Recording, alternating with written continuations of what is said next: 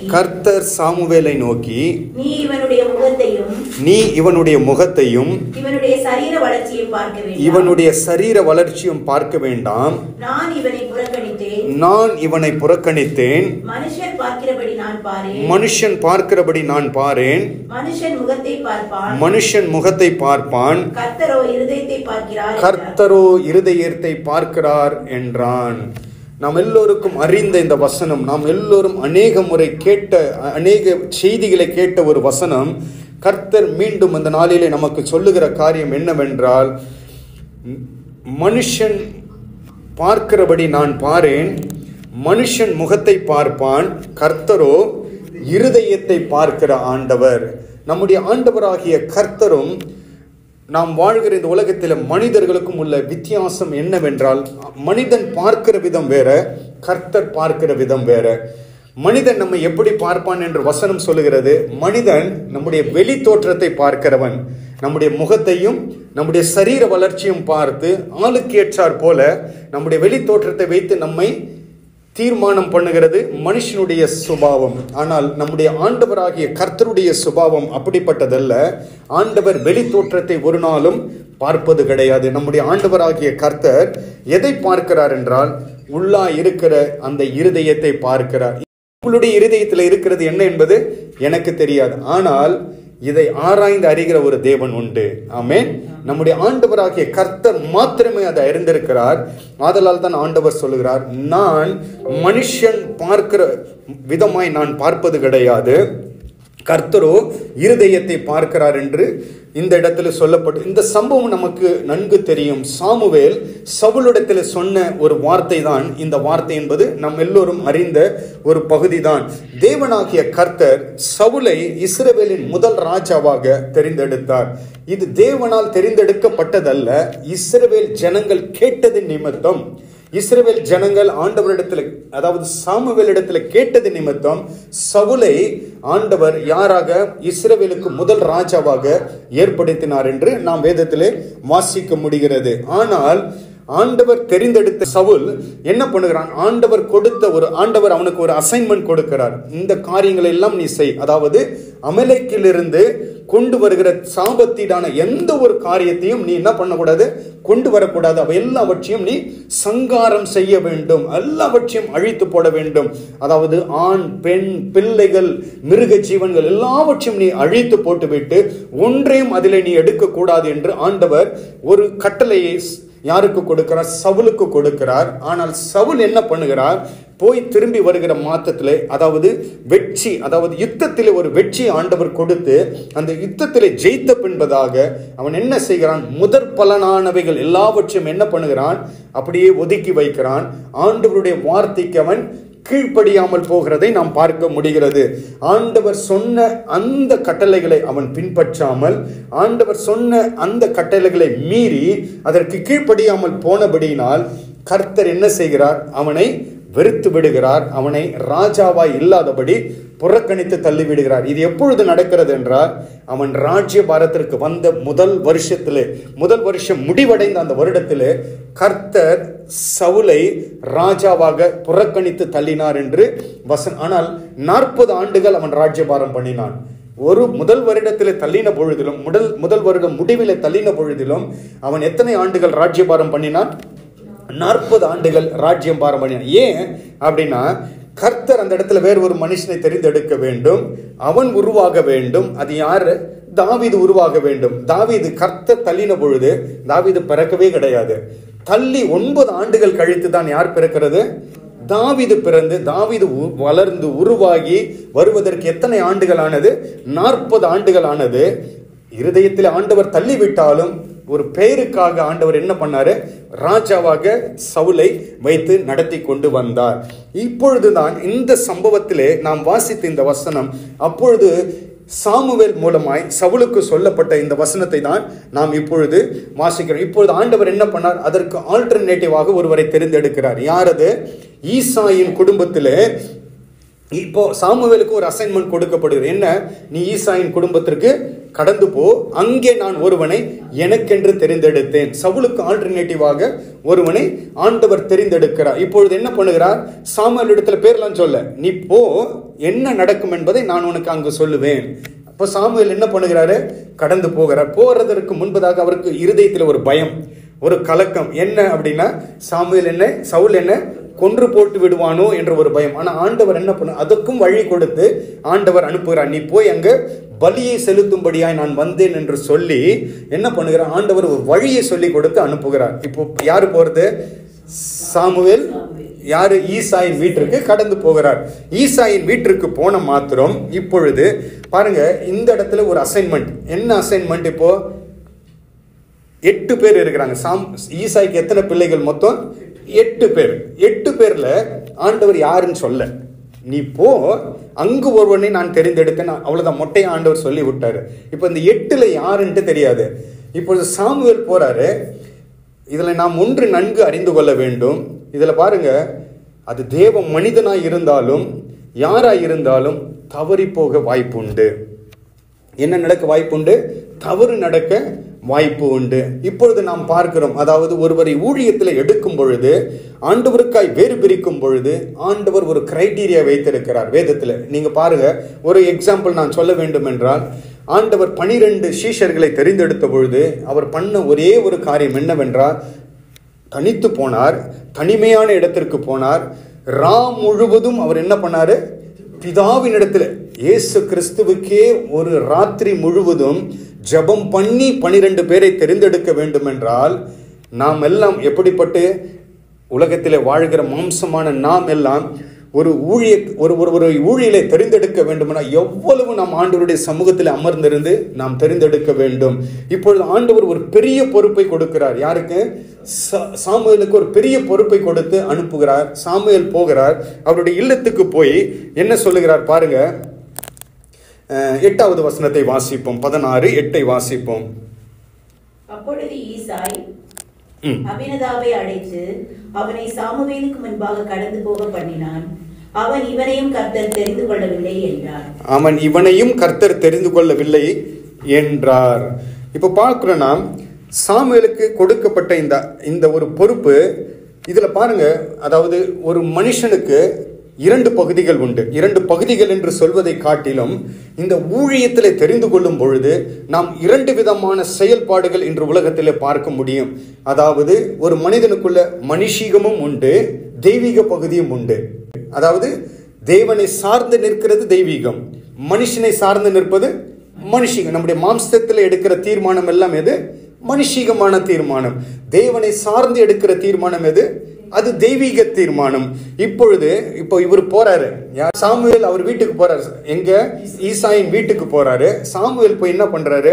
இப்பொழுது ஈசாய் கேட்கிறாரு என்ன அப்படின்னும் போது காரியங்களை அவர் விவரித்து சொல்லும் பொழுது, முதலாவது வசனத்தை வாசிங்க.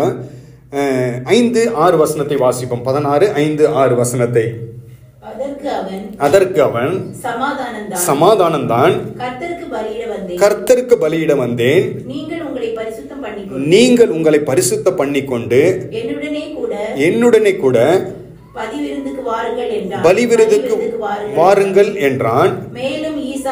மேலும் ஈசாயையும் அவன் குமாரரையும் பரிசுத்தம் பண்ணி பலிவிருந்துக்கு அழைத்தான். அடுத்த வசனம். அவர்கள் வந்தபொழுது அவன் எலியாவை பார்த்தவுடனே கர்த்தரால் அபிஷேகம் பண்ணப்படுவன் இவன்தானா என்று ஒரு தீர்மானம். இது யாருடைய தீர்மானம்? இது சாமுவேலுடைய ஒரு தீர்மானம். இது எந்த அடிப்படையில் இவர் இந்த ஒரு எண்ணம் அவருக்குள்ள வந்தது? அது அவர் எப்படி பார்த்தாரு? எக்ஸ்டர்னல், அதாவது வெளி தோற்றத்தை பார்த்தார். வெளி தோற்றம் என்ன? அதுதான் நம்ம வாசித்த அந்த 7வது வசனம். இவர் வெளியிலே பார்த்தார். சாமுவேல் குறித்து வசனம் சொல்லுகிறது, சாமுவேல் இஸ்ரவேலில் ஒரு பெரிய தீர்க்கதரிசி என்று வசனம் சொல்லுகிறது.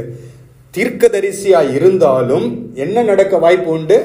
தவறு நடக்க வாய்ப்பு உண்டு. தீர்க்கதரிசி தான் ஆண்டவர் ஒரு பொறுப்பை கொடுத்து அனுப்புகிறார், போய் செலக்ஷன் பண்ணும்படியா. ஆனால் இவன் போய் என்ன பண்ணுகிறார்? சாமுவேல் போய் நின்று பார்த்த உடனே இவன் தான் இருக்கும். ஏன் அந்த எதன் அடிப்படையில் அந்த தீர்மானத்தை கொண்டு வந்தார் என்றால், நீங்கள் சவுலை பார்க்கும் பொழுது சவுளுடைய அப்பியரன்ஸும் அப்படிதான் இருக்கும். சவுலை பார்க்கும் பொழுதும் சவுளுடைய தோற்றமும் அப்படிதான். சவுலை குறித்து சொல்லும் பொழுது இஸ்ரவேலிலே அவனுக்கு நிகராக ஒருவனும் கிடையாது. அதாவது அவனுடைய தோளுக்கு கீழே தான் எல்லாரும் இருந்தார்கள் என்று வசனம் சொல்லு. அது மாத்திரமல்ல, அவன் அழகு சௌந்தரியம் உள்ளவன் என்று வசனம் சவுலை குறித்து சொல்லப்படும். இங்கும் அதுதான். இவனை பார்த்தவனே இவனும் அவங்க குடும்பத்தில் உயரமான மனிதன், அழகுள்ளவன் என்று பார்த்த உடனே இவர் தான். ஏன்னா ஏற்கனவே அவர் செய்த அபிஷேகம், சவுலை அபிஷேகம் பண்ணினதன் அந்த ஒரு எக்ஸ்பீரியன்ஸை வச்சு இப்போ என்ன பண்றாரு, இமிடியேட்டா இவரா தான் இருக்கும். உடனே ஆண்டவர் பேசுகிறாராங்க, இல்ல நீர் பார்க்கிற விதத்துல, மனுஷன் பார்க்கிற விதத்துல நான் பாரேன். இப்பொழுது சொல்லுகிறார் ஆண்டவன், இவனை நான் புறக்கணித்தேன், மனுஷன் பார்க்கிறபடி நான் பாரேன். மனுஷன் முகத்தை பார்ப்பான், கர்த்தரோ இருதயத்தை பார்க்கிறார். இப்பொழுது நம்மை அழைத்த ஆண்டவர், இப்ப ஆண்டவர் சொல்றார்ல, நான் வெளி தோற்றத்தை பார்ப்பதில்லை, உள்ளான இருதயத்தை பார்க்கிறேன். நம்மிடத்தில் ஆண்டவர் என்ன இருதயத்தை பார்த்தார். இப்ப நம்மையும் ஆண்டவர் செலக்ட் பண்ணார். பாத்தீங்களா, ஏதோ ஒன்று ஆண்டவருக்கு பிடித்தமா இருந்தது, ஏதோ ஒன்று ஆண்டவருக்கு நம்மை குறித்து, அது எந்த காரியம் ஆண்டவருக்கு மாத்திரம் தான் தெரியும். ஏதோ ஒன்று உங்களிடத்துல ஆண்டவருக்கு அந்த இருதயத்தில் பிடித்தமானதா இருந்தபடினால்தான் ஆண்டவர் என்ன பண்ணார், நம்மை தெரிந்தெடுத்தார். நம்மை சும்மா ஆண்டவர் தெரிந்தெடுக்கல. நீங்க பாருங்க, உங்க குடும்பத்தை வச்சு நீங்க கம்பேர் பண்ணுங்க. பட் ஆண்டவர் ஏன் என்னை தெரிந்தெடுத்தார், ஏன் ஆண்டவர் உங்களை தெரிந்தெடுத்தார்? அதற்கு பின்பதாக ஆண்டவருக்கு மாத்திரம் அந்த இருதயத்தை தெரியும். ஆனா மனுஷனுக்கு அந்த இதெல்லாம் தெரியாது. ஏன்னா மனுஷன் நம்ம எப்படி பார்க்கிறான், வெளியில தான் பார்ப்பான். மனுஷனுக்கு நாம் சாதகமாய் நின்னால் தேவைக்கு பயன்படுத்துவான், மனுஷனுக்கு சாதகமாய் இல்லை என்றால் புறக்கணிப்பான். இது மனிதனுடைய சுபாவம், இதுதான் மாம்சீகம். ஆனால் கர்த்தருடைய பார்வை அப்படி ஒரு நாளும் கிடையாது. என்று அவருடைய இருதயத்தில் தீர்மானித்து விட்டாரோ, நம் மரண பரியந்தம் அதை மாற்றிக்கொள்ள மாட்டார். அல்லேலூயா. அவர் ஒரு நாளும் அதை மாற்ற மாட்டார். நாம் அவரை விட்டு விலகி போனாலும் அவர் என்ன பண்ணுவார், மீண்டும் நாம் எப்படி அவரிடத்தில் கொண்டு வர வேண்டும் என்றுதான் முயற்சி செய்வார கண்டி. என்னை விட்டு இவன் பிரிந்து போய்விட்டான், என்னை விட்டு வெகு தூரம் போய்விட்டான், இவனை நான் தூக்கி போடுவேன், அப்படி ஒரு நாளும் சிந்திக்கிற ஆண்டவர் நம்முடைய ஆண்டவர் அல்ல. எப்படி மீண்டும் அவர்களை ஆண்டவரோடு கொண்டு வந்து இணைக்க வேண்டும் என்பதுதான் ஆண்டவருடைய விருப்பம். இங்கு நாம் வாசிக்கிறோம், இந்த இடத்துல பாருங்க, ஆண்டவர் நம்மை எந்த அடிப்படையில தெரிந்தெடுத்தார். இங்கு சொல்லுகிறார், சவுலை ஆண்டவர் தெரிந்தெடுத்த விதத்தை முதலாவது சொன்னார். ஏன்னா ஜனங்கள் கேட்டார்கள், சவுலுக்கு கொடுக்கப்பட்டார். ஆனால் இப்போ ஈசாயின் குடும்பத்திற்கு ஆண்டவர் ஒரு ஆல்டர்னேட்டிவுக்கு அனுப்புகிறார்.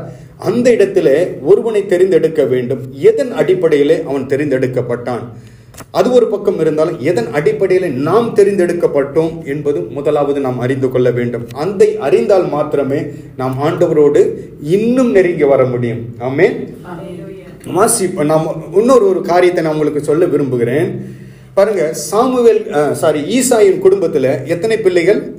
8 பிள்ளைகள். 8 பேரையும் சாமுவேல் கூப்பிடுவார். ஈசாயினுடைய 8 பிள்ளைகளையும் முதலாவது 7 பிள்ளைகளை கூப்பிடுவார்.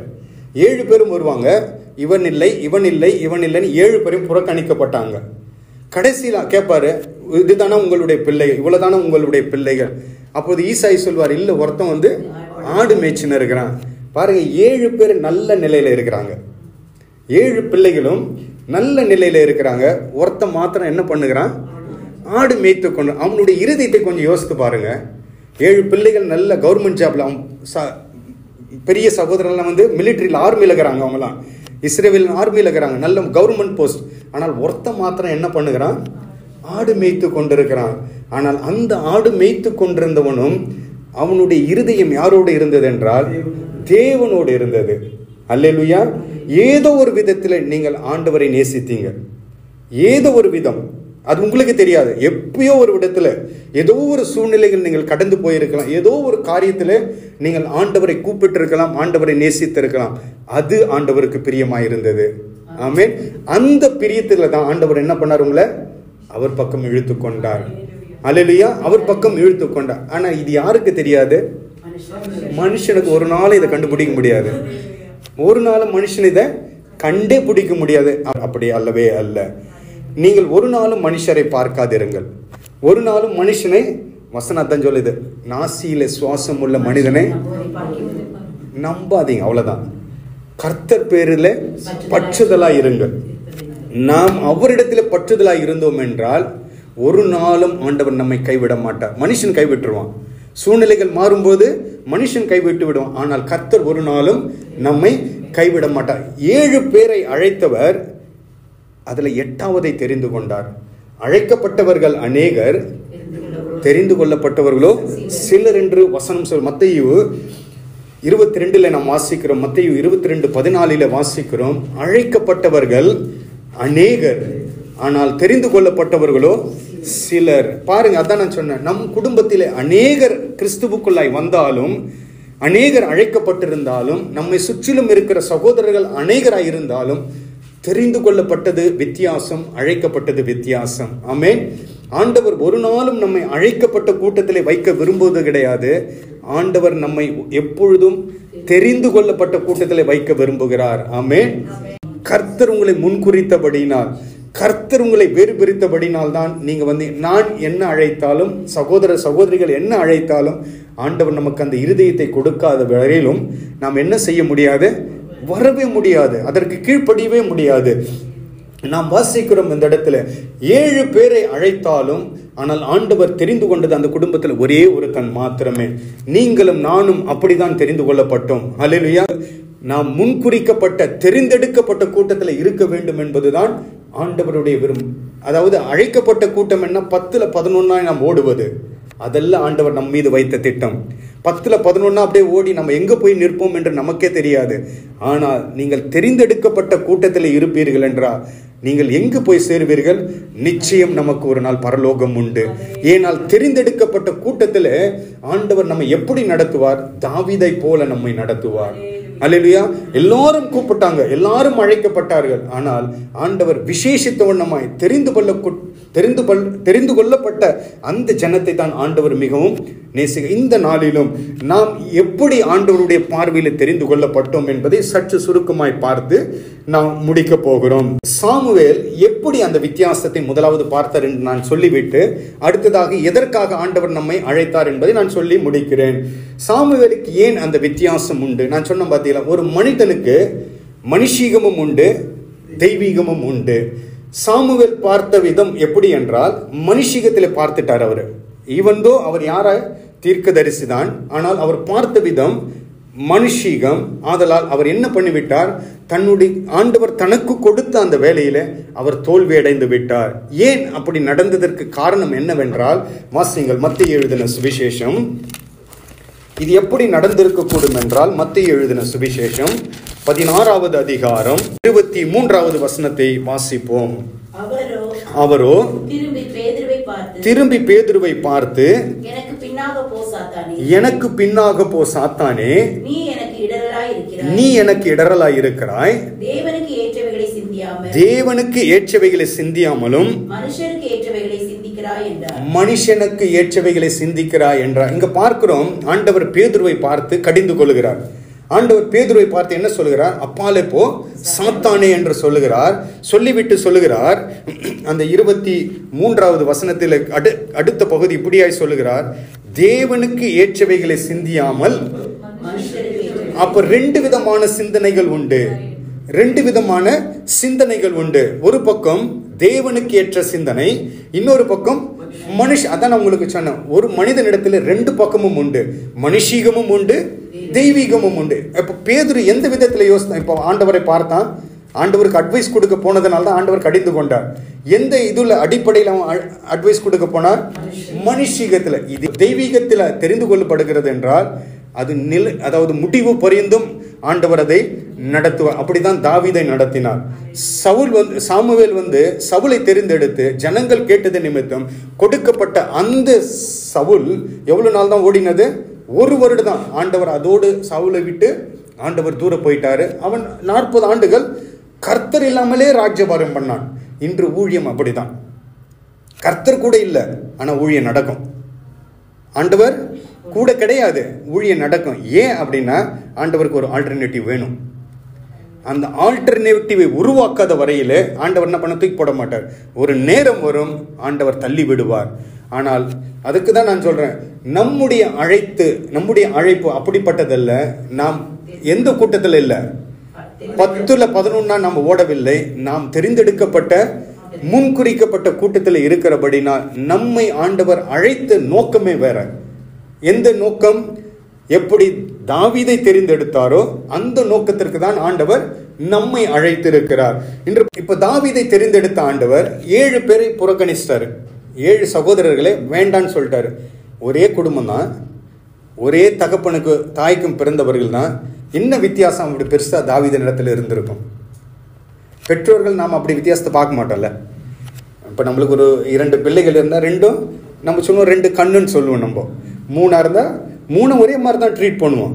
ஆனால் ஆண்டவர் அப்படி பண்ணுறது கிடையாது. ஆண்டவர் அப்படி பார்ப்பது கிடையாது. 7ம் ஒரே குடும்பத்தில் பிறந்த பிள்ளைகள் தான். 7 ஆண்டவர் தூக்கி ஓரம் வச்சிட்டாரு. 1 மாத்திரம் ஆண்டவர் செலக்ட் பண்ணுறாரு அங்கே. ஆமென். அப்படி தாவீதின் இடத்துல ஆண்டவர் என்ன கண்டிருக்க கூடும்? தாவீதின் இடத்தில் ஆண்டவர் என்ன பார்த்திருக்க கூடும்? வாசிப்போம். அதே ஆண்டவர், அழைத்த ஆண்டவர் தாவீதை குறித்து ஒரு சாட்சி கொடுப்பார். அப்போஸ்தலர் நடபடிகளின் புத்தகம் அப்போஸ்தலர் 13:22 நாம் வாசிப்போம். பின்பு அவர் யாரை தள்ளி? சவுலை தள்ளி தாவீதை அவர்களுக்கு ராஜாவாக ஏற்படுத்தி ஈசாயின் குமாரனாகிய தாவீதை என் இருதயத்திற்கு ஏற்றவனாக கண்டேன். எனக்கு சித்தமானவைகளை எல்லாம் அவன் செய்வான் என்று அவனை குறித்து சாட்சியம் கொடுத்தார். இப்ப ஆண்டவர் இங்க பாருங்க கொடுத்த இந்த சாட்சி. அப்போ தாவீது அந்த ராஜ்யபாரத்தை முடிக்க கூட கிடையாதுங்க, தெரிந்தெடுத்ததான். ஆனால் ஆண்டவர் உடனே இமீடியட்டா சாட்சி கொடுக்கிறாரு. அவன் ராஜ்ய பாரத்தை தொடங்கி முடிக்கவும் இல்லை. ஆனால் என்ன சொல்கிறார் அந்த வசனம் பாருங்க, ரொம்ப அழகாக எழுதப்பட்டிருக்கிறது. அவர்களுக்கு ராஜாவாக ஏற்படுத்தி ஈசாயின் குமாரனாகிய தாவீதை என் இருதயத்திற்கு ஏற்றவனாக கண்டேன். எனக்கு சித்தமானவைகளை எல்லாம் அவன் செய்தான் அல்ல, செய்யதான் போறான் அவன். அப்ப இதுவரையிலும் அவன் செய்யல. ஆனா ஆண்டவர் முன்னாடி சர்டிபிகேட் கொடுத்துட்டாரு. என் இருதயத்திற்கு ஏற்றவைகளை எல்லாம் இவன் செய்வான் என்று அவனை குறித்து சாட்சி சொல்றாரு பாருங்க. அப்ப எவ்வளவு ஒரு நம்பிக்கை தாவீதின் மேல இருந்தது பாருங்களேன். ஏன் ஆண்டவர் உங்களையும் என்னையும் அழைத்தார் தெரியுங்களா? அன்று தாவீதை நம்பின ஆண்டவர், அன்று தாவீதை குறித்து சாட்சி சொன்ன ஆண்டவர் இன்று உங்கள் மீதும் என் மீதும் அதே நம்பிக்கை வைத்திருக்கிறார். அல்லேலூயா. இன்று நம்மை குறித்தும் ஆண்டவர் அதே நம்பிக்கை தான் வைத்திருக்கிறார். என்ன? நீங்கள் என் இருதயத்திற்கு, ஆண்டவருடைய இருதயத்திற்கு பிரியமானவர்களாய் இருக்கிறீர்கள். ஆதலால் தான் ஆண்டவருடைய இருதயத்திற்கு நீங்கள் பிரியமாய் இருக்கிறபடினால் தான் உங்களை எந்த கூட்டத்தில் வைக்கல, அவரை அழைக்கப்பட்ட கூட்டத்தில் வைக்கல, தெரிந்து கொள்ளப்பட்ட கூட்டத்துக்கு ஆண்டவர் மாத்திட்டாரு. அல்லேலூயா. ஏன் அப்படின்னா அவருடைய பார்வையில நீங்கள் பிரியமானவர்கள், அவருடைய பார்வையில நீங்கள் அருமையானவர்கள், அவருடைய பார்வையில நீங்கள் விசேஷித்தமானவர்கள். நீங்கள் சூழ்நிலைகளை கண்டு ஒருவேளை கலங்கி போகலாம். ஏன் என் வாழ்க்கையில் இப்படி, ஏன் என்னுடைய சூழ்நிலைகள் இப்படி? எதை குறித்தும் கவலைப்படாதிருங்கள். இன்று ஆண்டவர் உங்களுக்கு சொல்லுகிற காரியம் என்னவென்றால், எனக்கு சித்தமானவைகள் எல்லாம் யார் செய்வார்கள்? நீங்கள் செய்வீர்கள் என்ற ஒரு நம்பிக்கை ஆண்டவருக்கு. என்ன சித்தமானவைகளை ஆண்டவருக்கு செய்வீர்கள்? அவர் இருதயம் என்ன விரும்புகிறது, அவர் சிந்தை என்ன, அவருடைய எண்ணம் என்ன, அவருடைய இருதயம் என்ன? அதே இருதயம் யாருக்கு இருந்தது? தாவீதுக்கு இருந்தது.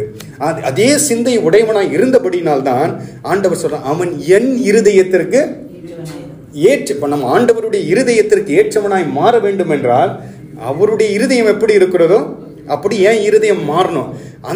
அந்த நம்பிக்கையை ஆண்டவர் யார் மேல வச்சிட்டார் தெரியல? இப்போ நம்ம மேல வச்சிருக்கிறாரு. அல்லேலூயா. அப்ப நம்ம ஆண்டவருக்கு எப்படி இருக்கணும்? அவர் நம்பிக்கைக்கு நாம் ஒரு நாளும் துரோகம் பண்ணக்கூடாது. நம்பி நம்மை அழைத்திருக்கிறார் ஆண்டவர், நம்பி நம்மை அழைத்திருக்கிறார், நம்பி நம்மோடு பேசுகிறார். ஆனால் நாம் ஒரு நாளும் ஆண்டவருக்கு என்ன செய்யக்கூடாது? நம்பிக்கை துரோகம் பண்ணக்கூடாது. ஆண்டவர் சொல்லுகிற அந்த அவருடைய இருதயத்திற்கு பிரியமாய் நாம் மாறிவிட வேண்டும். அதுதான் கர்த்தர் நம்மிடத்துல எதிர்பார்க்கிற காரியம். இன்னும் ஒரு காரியத்தை நான் சொல்லி முடிகிறேன். அப்படி அவன் என்ன அவனுடைய இருதயத்தில் காணப்பட்டது என்பதை மாத்திரம் நான் சொல்லி முடியும். நான் சொன்ன பார்த்தீங்களா, அவனுடைய எண்ணம், சிந்தைகள், அவனுடைய அதாவது எல்லா காரியங்களும் ஆண்டவருக்கு நிகராயிருந்து. அது எப்படி நாம் வேதத்தில் எங்கு அதை நாம் பார்க்க முடிகிறது என்றால், அதை வாசிப்போம். 1 சாமுவேல் 17வது அதிகாரம் 45 வாசிப்போம். அதற்கு தாவீது பெலிஸ்தனை நோக்கி, நீ பட்டயத்தோடும் ஈட்டியோடும் கேடகத்தோடும் என்னிடத்தில் வருகிறாய். நானோ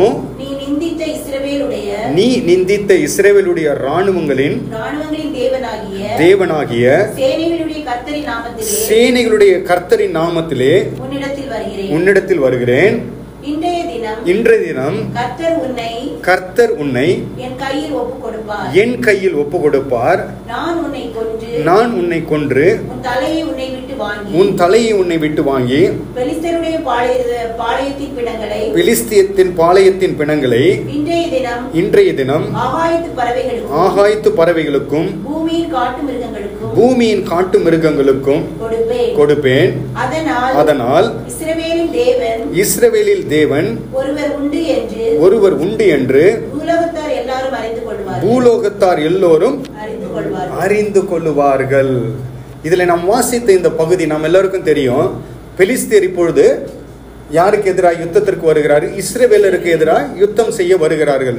ஆனால் அங்கு யார் இருக்கிறது? இப்போ கோலியாத் என்ற ஒருவன் இருக்கிறான். அவனை எதிர்த்து யாராலும் யுத்தம் பண்ண இஸ்ரவேலில ஒருவர் எல்லாம் பயப்படுறாங்க. சவுல் முதல் கொண்டு எல்லாரும் பயப்படுறாங்க. ஏன்னா அவன் எப்படிப்பட்டவனா இருக்கிறான்? பலசாலியா இருக்கிறபடினா அவனை பார்த்தவனே எல்லாம் பயப்படுறான். ஆனால் இந்த தாவீது மாத்திரம் என்ன பண்ணுகிறான்? இவனை என்னால் ஜெயிக்க முடியும் என்று என்ன பண்ணுகிறான்? துணிவோடு ஒரு தைரியத்தோடு எதிர்த்து போகிறான். நீங்க பாருங்க, பழைய ஏற்பாடு எதை குறிக்கிறது என்றால், பழைய ஏற்பாடு முழுவதும் ஒரு நிழலாட்டமாக சொல்லப்பட்டிருக்கிறது. பழைய ஏற்பாடு என்னன்னா நிழலாட்டம், புதிய ஏற்பாடு நிஜம். அதாவது பழைய ஏற்பாட்டில் எல்லாமே ஒரு நிழல். இங்க பெலிஸ்தியன் அப்படின்னு சொல்லும் பொழுது, கோலியாத் என்று சொல்லும் பொழுது அது யாரை அடையாளப்படுத்துகிறது என்றால் பிசாசுக்கு அடையாளம். அது யாருக்கு அடையாளம்? சாத்தானுக்கு அடையாளம். இப்ப சாத்தானை எதிர்த்து நிற்க வேண்டும் என்றால் அது யாருக்கு கொடுக்கப்பட்டது? சாத்தானுக்கு. இப்பொழுது புதிய ஏற்பாட்டிலே சாத்தானை எதிர்த்து நிற்க வேண்டும் என்றால் அது யாருடைய வேலை என்று பார்ப்போம் என்றால், அது நம்மேல் ஆண்டவர் வைத்த பொறுப்பு. அது ஆண்டவர் நமக்கு அந்த அதிகாரத்தை கொடுத்திருக்கிறார். என்ன அதிகாரம்? யாரை நாம் மிதிப்போம்? சர்ப்பங்களை மிதிப்போம், தேள்களை மிதிப்போம், சிங்கங்களை, எல்லாவற்றையும். இதெல்லாம் எதற்கு அடையாளம் என்று சொல்லப்படும் பொழுது இதெல்லாம் சாத்தானுக்கு அடையாளம். இதெல்லாம் எதிர்த்து நிற்க வேண்டும் என்றால் ஆண்டவர் அதான் சொன்னாரு, பாவத்திற்கு விலகி ஓடுங்கள், சாத்தானுக்கு எதிர்த்து நில்லுங்கள் என்ற. அப்போ எதிர்த்து நிற்கக்கூடிய திராணி ஆண்டவர் நமக்கு கொடுக்கிறார். அது யார் மூலமாக? பரிசுத்த ஆவியானவர் பலத்தை கொடுத்து சாத்தானை எதிர்த்து நிற்க. அந்த வேலையை ஆண்டவர் ஒரு நாளும் செய்ய மாட்டாரு. இந்த வேலையை எது செய்ய மாட்டாரு? கர்த்தர் எதிர்த்து நிற்க மாட்டார். நம்மை கொண்டு ஆண்டவர் செய்வார். நம்மை கொண்டு ஆண்டவர் அந்த வேலையை செய்து அதுதான் ஆண்டவர் நம்மை அழைத்த நோக்கமே. தாவீது அதை தான் செய்தான். இங்க இப்பொழுது பெலிஸ்தியரை எதிர்த்து நிற்கிறான். பெலிஸ்தியர் எதிர்த்து வருகிறார்கள். தாவீது மாத்திரம் தனியாய் போகிறான். யார் மாத்திரம்? அவன் யார்? அந்த யார அந்த சேனையை அவன் நம்பவில்லை, இஸ்ரவேலின் இராணுவத்தை நம்பவில்லை, யாரையும் நம்பவில்லை. தனி ஆளாய் போகிறான். எந்த தைரியம் அவனுக்கு? அவனிடத்துல ஆயுதம் இல்லை, ஈட்டி இல்லை, ஒன்றும் கிடையாது. ஆனால் அவனிடத்துல எல்லாம் இருக்கிறது. கோலியாத்தின் இடத்துல எல்லாம் இருந்தாலும் இவன் தனி மனிதனாய் போகிறான். எந்த நாமத்துல? கர்த்தருடைய நாமத்திலே. நாம் எல்லோரும் அழைக்கப்பட்ட விதம் எதனால? கர்த்தருடைய நாமத்திலே தான் நாம் அழைக்கப்பட்டிருக்கிறோம். கர்த்தருடைய நாமத்திலே தான் நாம் ரட்சிக்கப்பட்டிருக்கிறோம். ஆனால் நமக்கு கொடுக்கப்பட்ட ஒரு அசைன்மெண்ட் என்ன தெரியுங்களா? நமக்கு எதிராக இருக்கிற இந்த பிசாசின் தந்திரங்களை எதிர்த்து நாம் ஜெயிக்க வேண்டும். அதாவது பிசாசின் தந்திரங்களை எதிர்த்து ஜெயிக்க வேண்டும் என்றால் நாம் போய் அவனோட சும்மா போட்டி போட முடியாது. அவனால் கட்டப்பட்டிருக்கிற அந்த ஜனங்களை நாம் என்ன செய்ய வேண்டும்? விடுவித்து கர்த்தரிடத்துல கொண்டு வர வேண்டும். அதுதான் கர்த்தர். இப்ப பாருங்க, அந்த 47வது வசனத்தை வாசிப்போம்.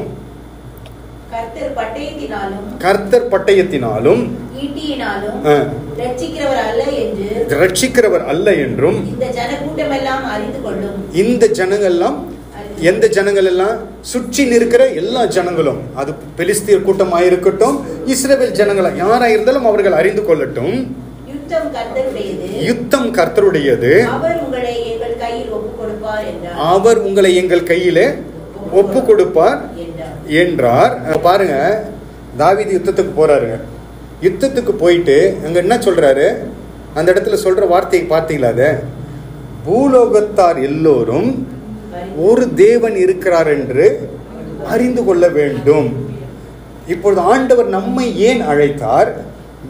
ஏன் ஆண்டவர் நமக்கு ரட்சிப்பை கொடுத்து ஏன் அழைக்கப்பட்ட கூட்டத்தில் வைக்காமல் தெரிந்து கொள்ளப்பட்ட கூட்டத்தில் நம்மை கொண்டு வந்தார் என்றால், உங்களையும் என்னையும் கொண்டு பூலோகத்தார் எல்லோரும் உலகத்தில் ஒரு தேவன் இருக்கிறார், ஜீவனுள்ள தேவன் ஒருவர் வாழ்ந்து கொண்டிருக்கிறார் என்று நம்மை கொண்டு அவர்களுக்கு அறிந்து கொள்ள வேண்டும். ஆமென். இதுதான் கர்த்தருடைய திட்டம். இதற்காக தான் கர்த்தர் நம்மை அழைத்திருக்கிறார், வேற எதுக்கும் அழைக்கல. அப்போ தாவீதுடைய இருதயம் பாருங்க எப்படி இருந்துச்சு. எப்படியாவது இந்த ஜனங்களை ரட்சிக்க வேண்டும், எப்படியாவது இந்த ஜனங்களை மீட்டுக் கொள்ள வேண்டும். இந்த ஜனங்கள் எதனால் கட்டப்பட்டிருக்கிறார்கள்? பிசாசினால் கட்டப்பட்டிருக்கிறார்கள். நான் இப்பொழுது கோலியாத்திற்கு எதிராக யுத்தம் பண்ணுவேன். கோலியாத்தின் அந்த மரணத்தின் நிமித்தம் உலகத்தில் உள்ள ஜனங்கள் எல்லாம், தன்னை சுற்றிலும் நிற்கிற ஜனங்கள் எல்லாம் என்ன அறிந்து கொள்வார்கள்? அவனுக்கு ஒரு செய்தியை கொடுக்கிறானுங்க. என்ன செய்தி அது? இது நிமித்தம், என்னுடைய யுத்தத்தின் நிமித்தம் ஒரு செய்தி நான் கொடுக்க விரும்புகிறேன். தாவீது கொடுக்கிறான். என்ன செய்தி அது? இஸ்ரவேலில் ஒரு தேவன் ஜீவனோடு இருக்கிறார் என்று நான் காண்பிப்பேன். நம்மை அழைத்த தேவனும் நம்மை கொண்டு அதை தான் காண்பிக்க விரும்புகிறார். அல்லேலூயா. நாம் எப்படியோ இருந்தோம் ஒரு காலகட்டத்தில். ஒருவேளை நாம் இந்து பேக்ரவுண்டா இருந்திருக்கலாம், இல்ல பாரம்பரிய கிறிஸ்து. ஆனால் ஆண்டவர் ஒரு காலகட்டம் வரும்பொழுது நம்மை ரட்சித்து வேறு பிரித்து அழைக்கப்பட்ட கூட்டத்திலே வைக்காமல் தெரிந்து கொள்ளப்பட்ட கூட்டத்திலே நம்மை கொண்டு வந்து வைத்துவிட்டு இப்பொழுது உங்களை பார்த்து, என்னை பார்த்து சொல்லுகிறார், நீங்கள் என் இருதயத்திற்கு ஏற்றவைகளை செய்வீர்கள் என்ற ஒரு நம்பிக்கையோடு ஆண்டவர் பேசிக் கொண்டிருக்கிறார். என்ன அது? உங்களை கொண்டும் என்னை கொண்டும் ஆண்டவர் இந்த உலகத்திற்கு ஒரு செய்தியை கொடுக்க விரும்புகிறார். என்ன அது? கர்த்தராகிய தேவன், ஜீவனுள்ள தேவன் ஒருவர் வாழ்ந்து கொண்டிருக்கிறார் என்ற ஒரு செய்தியை உங்கள் மூலமாய் எங்கள் மூலமாய் ஆண்டவர் கொடுக்க இந்த நாளிலே விரும்புகிறபடினால் இந்த வார்த்தையை ஆண்டவர் உங்களுக்கு கொடுக்கிறார். ஆண்டவருக்கு ரட்சிப்பை கொடுக்க அநேக பேராகிலும் கொஞ்ச பேராயிருந்தாலும் ரட்சிப்பதற்கு அவர் கை இன்னும் குறுகி போகவில்லை. ஆமென். ஆண்டவருக்கு ரட்சிப்பை கொடுப்பதற்கு, அதான் வசனம் வாசித்தோம், யுத்தம் யாருடையது? கர்த்தர் செய்வார் அது. ஆனால் நாம் ஃபீல்ட்ல இறங்க வேண்டும். நாம் இறங்கி செய்ய, தாவீது எப்படி இறங்கினானோ நாமும் இறங்கியே ஆக வேண்டும். இறங்கி நீங்க போய் நில்லுங்க, கர்த்தருடைய வார்த்தை கொண்டு போங்க. எத்தனை பேர் பிசாசினால் பிடிக்கப்பட்டிருக்கிறார்களோ, எத்தனை பேர் புறஜாதி பாரம்பரியத்தினால் கட்டப்பட்டிருக்கிறார்களோ, நமக்கு முன்பதாக எத்தனையோ ஜனங்கள் இருக்கிறார்கள். இங்க ஒரு வார்த்தை நம் ஆண்டவருடைய அன்பை குறித்து சொல்லுவோம். சொல்லிவிட்டு சொல்லலாம், இதோ உலகத்தில் ஒரு ஜீவனுள்ள தேவன் இருக்கிறார். நீங்கள் ஆராதிப்பது தேவன் அல்ல, ஒரு தேவன் இருக்கிறார் என்று நாம் காண்பிக்கும் பொழுது கர்த்தருடைய இருதயத்திற்கு நாம் பிரியமானவர்களாய் நாம் காணப்படுவோம். அல்லேலூயா. ஆமென். அதற்காக தான் கர்த்தர் நம்மை தெரிந்தெடுத்தார். கர்த்தர் சும்மா நம்மளை தெரிந்தெடுக்கப்பட்ட கூட்டத்தில் கொண்டு வரவில்லை. கர்த்தர் ஏதோ வெறுமனே நம்மிடத்தில் பேசவில்லை. அவருக்கு நாம் பிரியமாய் இருக்கிறபடினால்தான் ஆண்டவர் சொல்லுகிறார், நீங்கள் என் இருதயத்திற்கு பிரியமானவர்கள், ஏற்றமானவர்கள். என்னை குறித்து நீங்கள் சிந்திப்பீர்கள், என்னை குறித்து நீங்கள் சாட்சி கொடுப்பீர்கள். இந்த சாட்சியை நம்மிடத்தில் ஆண்டவர் இந்த நாளிலே எதிர்பார்க்கிறார். கர்த்தர் நம்மை நிச்சயமாய் நடத்துவார். விசுவாசத்தோடு நாம் நடப்போம், விசுவாசத்தோடு நம்முடைய காரியங்களை நடப்பிப்போம். யுத்தம் அவருடையது, ஜெயத்தை கொடுக்கிற ஆண்டவர் அவர். ஆனால் அவருடைய நாமத்தில் போய் தோற்றது சரித்திரமே கிடையாது. அவருடைய நாமத்தில் கடந்து போய் ஒருவரும் தோற்றது கிடையாது. நீங்கள் சுவிசேஷத்தை சொல்ல ஆரம்பிக்கும் பொழுது, ஆண்டவருடைய அன்பை மற்றவர்களுக்கு வெளிப்படுத்த ஆரம்பிக்கும் பொழுது கர்த்தர் வேறு இடத்துல கிரியை செய்வார். அது எங்க தெரியுங்களா? நாம் ஃபீல்டில் இறங்கி போய் ஆண்டவருடைய வார்த்தையை சொல்ல பிரயாசப்படும் பொழுது குடும்பத்தில் ஆண்டவர் கை வைப்பார். அங்கு இறங்கி கிரியை செய்வார் ஆண்டவர். கர்த்தர் தாமே இந்த வார்த்தையினால் உங்களை ஆசீர்வதிப்பாராக.